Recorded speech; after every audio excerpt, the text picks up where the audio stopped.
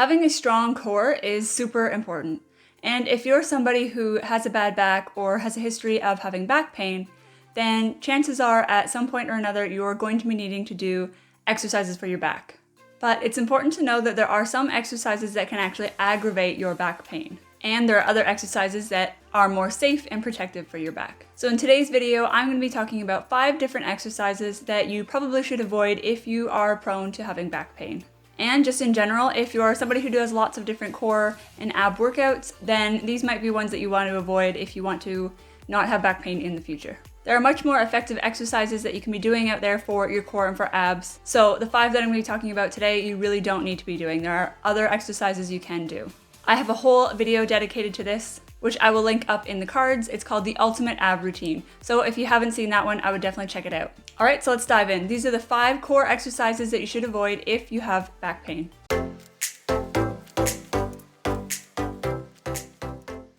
Okay, so the first exercise is a full sit-up. Now, the main idea behind a lot of the different exercises I'm going to be talking about today is that when you sit in sort of that V-sit position, it actually puts a lot of load through your lower back. So when you're doing a full sit-up, you come up into that V-sit position, and that puts a lot of stress on your back. Now, this actually isn't the most effective exercise to be doing for your abs or for your core anyways. So what I recommend you do instead is crunches. These activate your core muscles much more than a typical sit-up would anyways, and it's just a lot easier on your body. Now, even with crunches, there is a right way and a wrong way to be doing it. So if you're not sure about how to do these exercises properly, then make sure you check out my other video on the ab workout mistakes that you're making.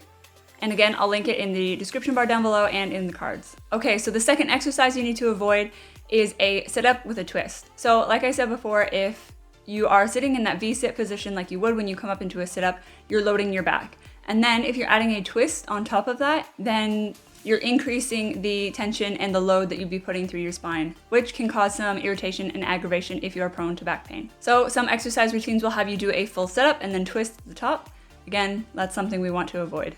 The next exercise is a V-sit. So this one's a little bit better because you can use your hands to help support your body weight. But again, like I said before, there's a lot more effective exercises you can be doing other than the V-sit. So better to swap it out with something different. The next one is a decline sit-up. So you're moving through a wider range of motion and doing this incorrectly. A lot of people use momentum anyway, so it's not overly effective for building core and building ab muscles. But it just puts a lot of pressure on that lower back, and that can cause some flare-ups, so something we want to try to avoid. The next exercise is the Russian twist. So again, same thing with the sit-up and the twisting. Any of those twisting, bending exercises that you're going to be doing when you're in that V-sit position, that's going to be putting that load through your lower back and can cause some flare-ups of your back pain. So those are the 5 exercises you want to be avoiding. If you want to know what exercises you should be doing, then make sure you check out my previous video on the Ultimate Ab Routine. So these are going to be giving you exercises that are protective for your back and also have the highest activation and engagement of your core muscles, which means that they're the most efficient and effective exercises to be doing for your core anyways.